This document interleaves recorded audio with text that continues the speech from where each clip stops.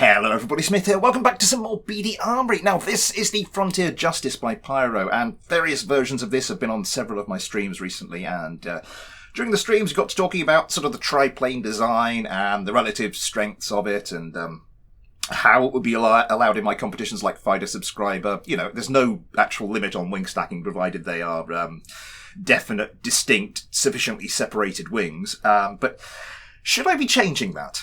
I mean, flying this manually, it is absolutely beautiful. It really is incredibly manoeuvrable and stable as it does so. I put it into a fight here against my Spiketails, and the Spiketails won only just, and considering that I have spent a long time perfecting my Spiketails, and the Frontier Justice here doesn't even have a basic AI tune on it, I think there might be reason to suspect that the whole triplane thing is a little bit overpowered. Today then, we are going to take a look at my own little triplane concept which I've thrown together, and we're just going to put that into combat against what I think are some relevant benchmark craft. So this is my own attempt at a triplane. This is the Tryhard.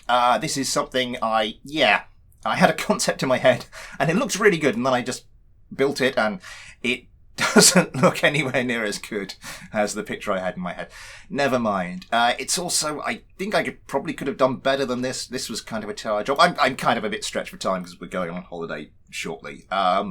So yeah, I'm just going to bear that in mind in the results. I have had time to tune it, but I have had to make some adjustments since I've tuned it because of, just because of some performance issues, and I haven't had time to retune it. So again, something to bear in mind. But I thought as an appropriate first benchmark craft, we will go up against the craft my Spiketails only just managed to beat. That is the Frontier Justice itself. Let's get them into the air. And the competition starts. This is going to... Oh wow, these were around very quickly. I think, yeah, much quicker than the Frontier Justices. The Tryhards also have the advantage of the two engines, which should assist them greatly. But yeah, as I said, a lot of discussion around about how good biplanes and triplanes would be in the competitions I run. But yeah, it generally just comes down to the fact you've got more wing area for a smaller target area. Josh Kerman here trying to narrow the gap between himself and a couple of the Frontier Justices, having to pull off because he has got missiles coming in. Yeah, manages to do so ably. One of the Frontier Justices has taken a hit. Let's see if we can find that one actually. Well, if they have, it hasn't done them a ridiculous amount of harm. Watermelon Kerman just trying to go in for an AMRAAM. That doesn't really do anything. Countermeasures on behalf of the Tryhard. Oh my god, this could be problematic. Oh my god, look at that though. The manoeuvrability of these things when they actually want to start pulling those turns. They really can. Oh, this Tryhard is in trouble. Two of the Frontier Justices on it. We'd have thought the Tryhards could have taken advantage of that sort of 2-on-1 situation and come in and done some damage, but apparently not. Oh, that's better. That's better from the Tryhards. The Tryhards in a little bit of trouble here. And they go, oh, yeah, that one missing a little bit of wing area. There goes the control surface. Oh, just look at the manoeuvrability of these things, though. The actual turning circle. I don't know why the yeah, look at that. The other one of the Tryhards is gone. It's just this one left. Okay.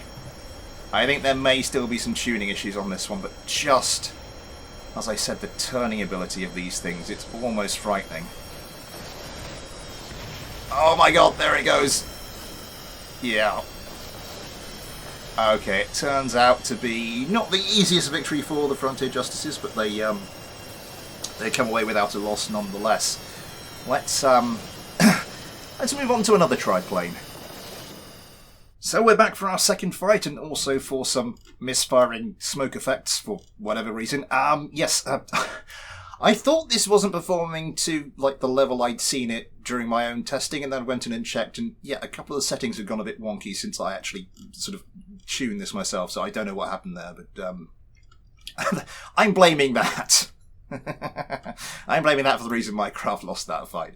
We'll soon find out whether or not that actually had anything to do with it, though, as they go up against slightly tougher opposition in the form of my spike tail. Let's see what happens here. Our second competition starts, and Ben come again around incredibly quickly. What was I saying at the start of the last fight? Yeah, about the advantages of this. I mean, the advantages of that much wing area are obviously the increased maneuverability. Also, you don't get so much angle attack on the turn, which means less drag, less energy loss. Also, it means you get that wing area, not just a smaller target, but sort of a narrower target, which also means, it helps with things like moment of inertia, how easy it is to roll. I'm not going to bore you with... we're not going to get into physics here. Ben Kerman's still evading missiles, still keeping his distance from the spike tails. We'll have to come round at some point soon and start getting the sidewinders away. Gets a lot. 1 away, 2 away. One of the tryhards, yeah, they're sort of spread out now, which isn't ideal. One of the tryhards had 69 parts damaged. Nice. Yeah, as I said, the spike tail has gone through so many little design revisions. And attempts to perfect it. It really will be a test. If this craft can beat the spike tail, then oh my god, that's not looking hopeful. Okay, it's weird because we've seen like flashes of how well this thing can turn and how stably, but there we go, all the way around. Yeah, this spike tail may be a bit more nimble and sprightly. Oh my god. Okay, this might be a better strategy.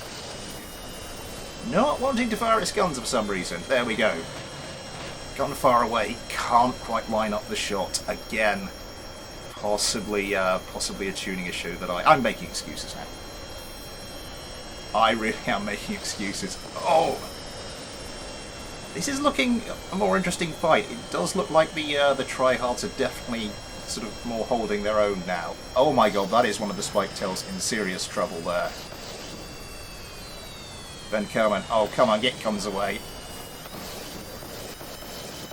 I think that was sort of a classic tuning issue. The steer correction really could have done with some work there. One of the spike tails gone. That is going to be really good news for the tryhards. Oh my god, it was a joust, and the spike tail came off very much worse. I think we've got, one remaining kind of healthy, no remaining kind of healthy spike tails. Okay, a really hard-fought victory there. But, as I said, I wasn't expecting the tryhards to do perfectly, but I think the performances there are kind of, in the last 2 fights, kind of answering the question I wanted to know the answer to. We're not going to draw any premature conclusions, though. There's one last fight I want to see. Our third and final fight sees another triplane as our opponents. Excuse me. This time the Naja Sagittifera? I have no idea. The Naja. Yes, the winner of my recent 5th birthday challenge, where another couple of triplanes entered, and yeah, well, the whole video is basically, should I be nipping this in the bud or not? And I'm sort of, it's starting to look like I maybe should be. Anyway, let's get this one going. Here we go then. Now this obviously not an entirely fair fight, because the whole point of the 5th birthday challenge was that the craft have a minimum of 8 GAU-8s as their gun armament. I did a test with the I have done a test fight with the tryhards against the spike tails recently, just to see who performed the best out of those, and it was really close. The problem was the Najas, just one hit and the spike tails were dead, whereas the spike tails, like twin Vulcans, didn't quite have the same effect. Also, these have got an engine configuration that I'm not sure I would allow, but let's see how we got on regardless. This might have been another excuse just to see the ridiculous 8 GAU-8 configuration in action. Okay, we're getting into gun range now, though. guns going in. Oh, Sidewinder coming with one of them. There was some gunfire coming in off of one of the tryhards. GT Kerman trying to loose a Sidewinder. Can't quite get round hard enough. Here we go, though. Oh, God, here come the Gowates. Oh! The tryhard does return fire. Oh. Oh, my God! It is a collision.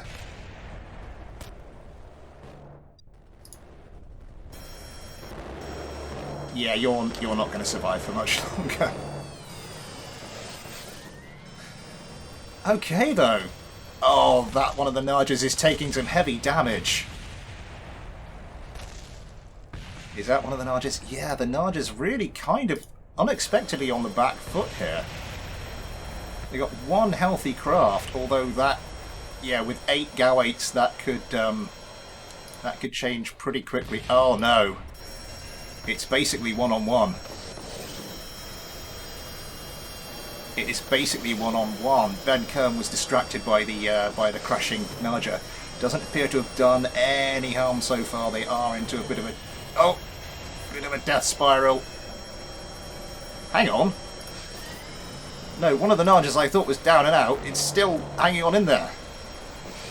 It's 2 on. Oh my God, this is not looking good. This is not looking good for the tryhard. It's gone.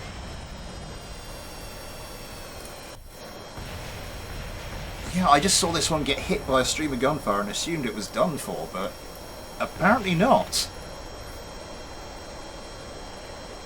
Okay, so triplanes, yay or nay?